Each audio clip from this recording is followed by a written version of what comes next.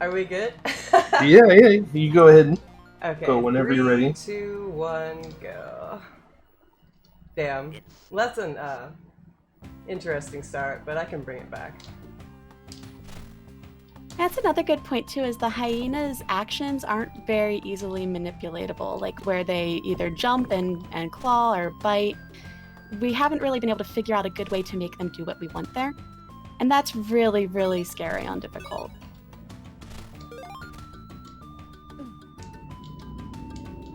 But again, she flawlessly gets back up, thus damage boosting through to make sure she doesn't get hit again. And we're back at the first boss already. She jumps at the far right side of that platform, and that's to get him to spawn sooner than he typically would. And he's down.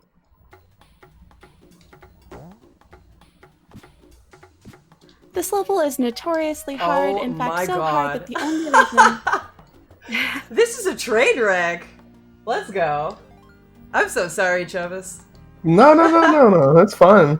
This game is ridiculously hard. Alright. I would never be brave enough to run in a marathon, so all the respect. So yeah, that would be 3, 2, 1, go. I swear to you, I will complete a run. I have not had trouble with this all day. Marathon luck, right? This game is just a cruel mistress.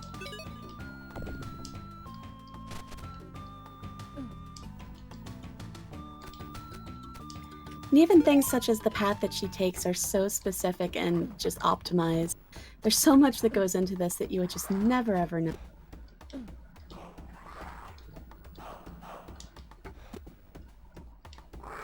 Really struggling this marathon. I don't know what's going on.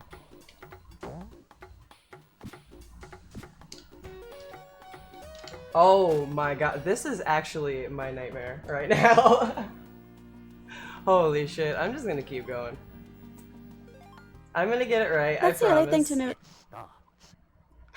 The other thing to note on the Sega Genesis version of the game that's a huge difference from SNES is there are some frames that you just can't put inputs on. And we have no idea what frames those are. It just happens and it won't accept any controller inputs, and that's a known thing with this version of the game. And unfortunately, it can cause a lot of problems.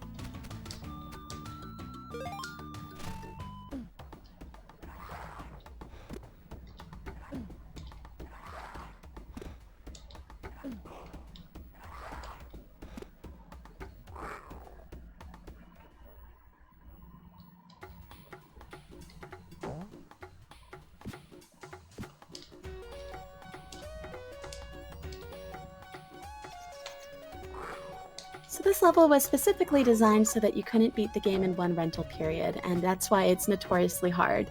A lot of people didn't even get through it as a kid. I know I personally had issues with the ostrich jumping scenes. You had to roar at monkeys, and it's a big puzzle, and it's just a big pain in the butt. I don't know what I did wrong. I'm sorry. I'm so tilted right now. I have no idea what I'm doing.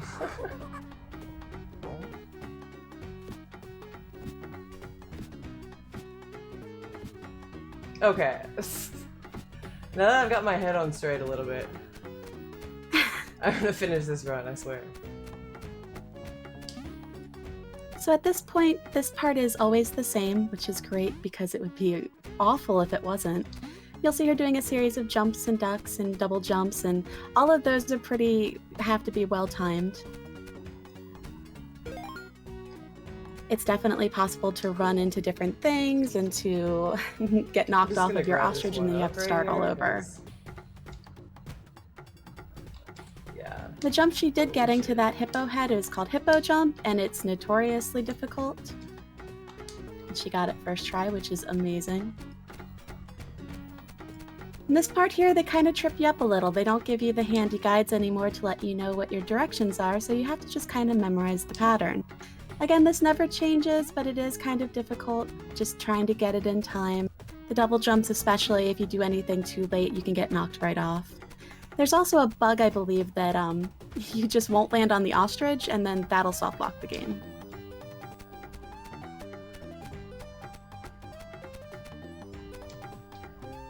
Once she's through that, we'll be going to the last puzzle. What she just did there was a series of inputs to allow her to just jump off of the giraffe head and land without falling and splatting. When you kind of splat, you lose a couple seconds, so it's a pretty precise thing that she had to do to make that not happen. Getting across those logs is very, very difficult. 8 makes it look really, really easy.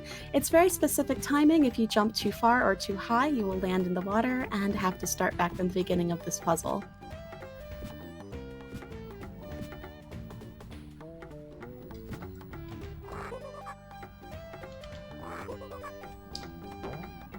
And what she just did there was land on a nest so she could roar at that final monkey. That also isn't easy. When you fall from that top one, you have to be very careful because you can fall on the ground and again splat, which will lose a couple seconds. And here on the giraffe head, she's pushing right so she doesn't roll down the neck. And that saves about a second.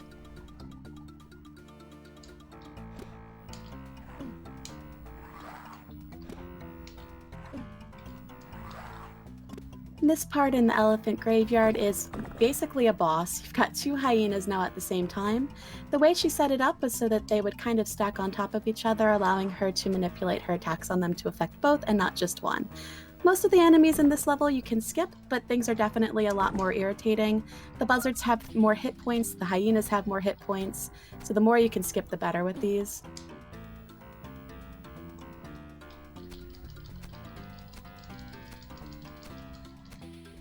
And even things like climbing up these rocks, it's not as easy as it looks. There's a specific timing so that you don't actually lose time there. And so the amount of time that she's hanging on it is precise and defined, and she's not actually just button smashing here, she's very carefully picking when she wants to jump.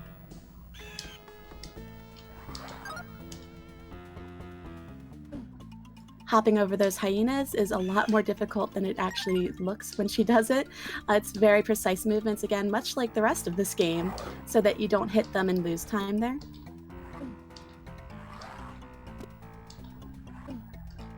And that brings us to the boss. This is actually 2 hyenas, not 1 hyena, even though it looks it.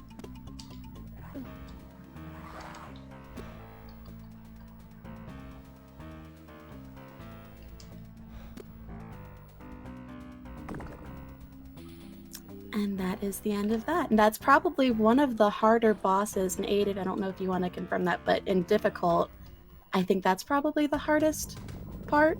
Okay, so I took my earbuds out for that part, just so I could get through the level. But I'm back now. That's one of the hardest bosses on difficult, yeah, if not the hardest. Like that whole level, I was just like, I need to focus. Yeah. It's probably the worst one on difficult. Easily. Like that is a For run Stampede, killer. Yeah, I can't get past her on difficult. That's why I don't have a difficult time. On Stampede, she actually has to play through this, unlike SNES, where you can just go to the side and kind of leave for a few minutes and not do anything. She actually has to play. The other difference here between the 2 versions is that one hit from an antelope will take half of her health, whereas in SNES it takes only 1 little chunk. So this is actually kind of a hard level too. She has no problem with it. She can just go through it like it's nothing, but it is very, very difficult.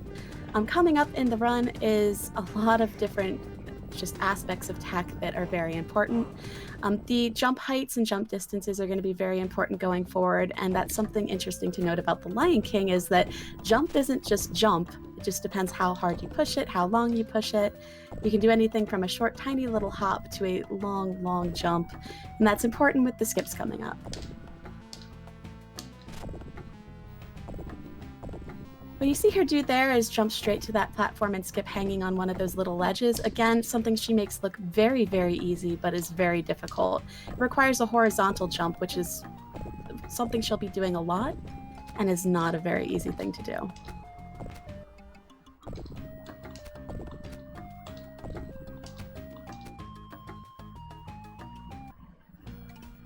And with that, she's out of one of the most difficult levels to get as far as tech goes. Not the most difficult, but one of them. Hakuna Matata is another level full of making sure you take damage at the right places and avoid damage at the right places as well.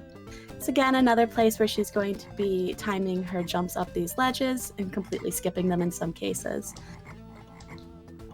This has a boss in and of itself, which I'll go quiet for, which we refer to as the waterfall boss, because there is a specific way to get up it to go fast, and I'm gonna let her do that.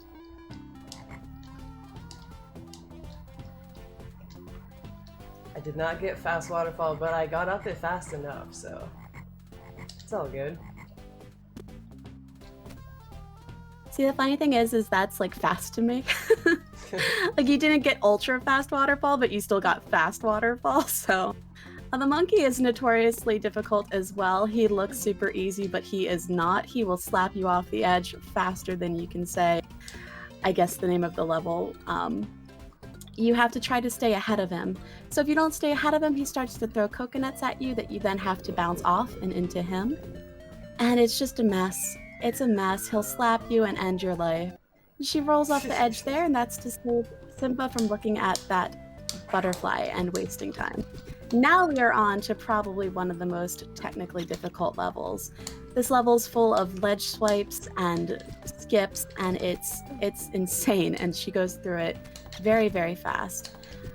You'll see there she takes a damage from the monkey. That's to push her up on the ledge so that she doesn't have to waste time climbing up it. Climbing up ledges takes a couple seconds each time. For this one, typically Rafiki would come out after a bunch of different cheetahs. What she does is she waits a second and then roars and is able to flip him early. That ledge skip that she just did there after the boulder is so difficult that a lot of people don't even know that it's possible. And you'll see her swiping to get up after each one of these monkeys. Each one of those saves a few seconds and is a different time for every single one of those. That's another hard thing about this level is that you can't use the same timing for every single one of those ledge grabs because you'll miss them. Each one has something specific to it.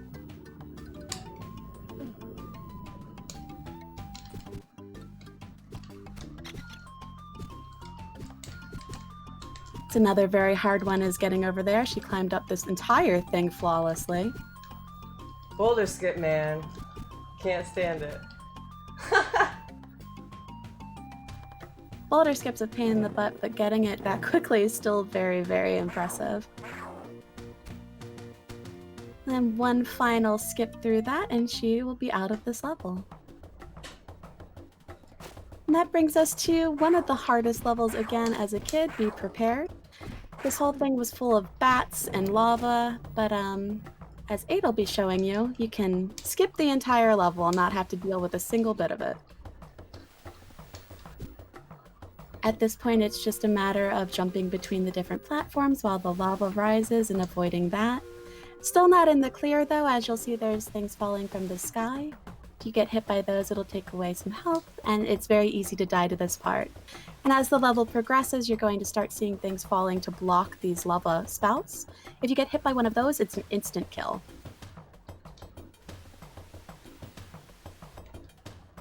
Thank you for reminding me of that. I might have gotten yeeted by that if you didn't say that. You're welcome. I have forgotten about them before. Like, my mind is all over the place now after game overing like 3 times? So, yeah.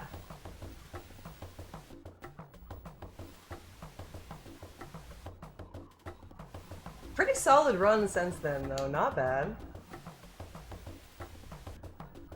Yeah, it's been really good.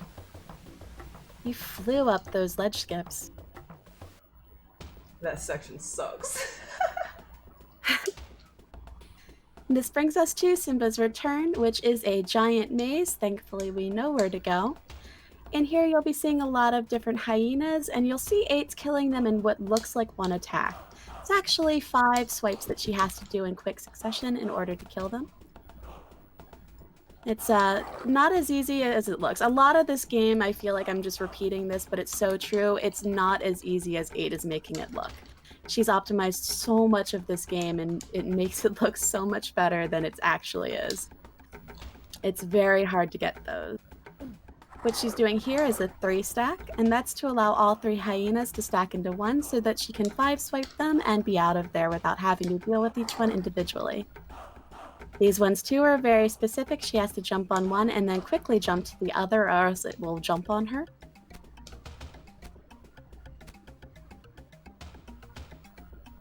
And that's Meme Hyena, which she dealt with perfectly. You have to swipe at a certain part where going up to the top, or else he will push you off the edge and then jump off the edge and lose a bunch of time. Here's another place where she does a 3-stack. Again, a very specific place to stand. That takes us to Scar. You'll see she turns around to jump on Scar on his backside, and that's so that she's further along when he jumps off. Saves a lot of time doing it that way, and it's very, very hard to execute. Oh shit. You'll also notice she's not getting hit as the...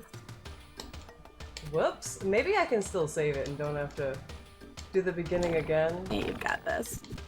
Yeah. Because I've been... Oh no! Oh well, let's just restart the whole level then. That ledge is a pain because it looks like you should be able to grab it where you cannot. Well, actually, like, I was confused Again, about which strat I was trying to do there. Because, like, normally you just you jump have up that top other one here too. and you just jump over here, but I haven't been doing that lately. And I didn't de-rust this enough for the marathon, so that was totally just my bad, but let's go. And she swipes once to get more height to jump over those hyenas, and where she lands on that one ledge made it so she didn't trigger fire that wastes time as well. Again, jumping on Scar's backside so that she pushes further along towards where she needs to be. Hopping over the hyenas so she doesn't have to deal with them, swiping to gain extra health to jump to that second ledge. Swiping to jump over to that ledge, which is very, very hard, and we're on to the final boss. Time is coming up right now.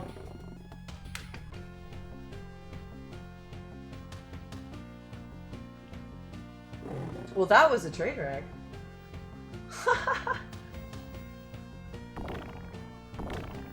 Absolutely not. Yeah, no. You beat the game. That is that is such an achievement. I don't think you understand. Man, it's all good. I'll just do better next time.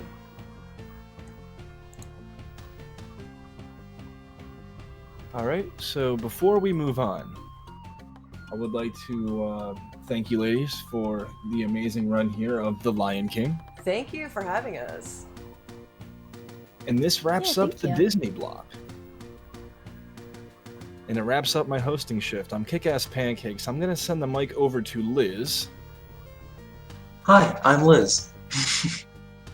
How are y'all doing? Welcome back to Blast the Process. We'll be right back with the Sonic block, which is next. Again, thank you to the lovely ladies for finishing off the Disney block. Don't go anywhere, though. We know what you love.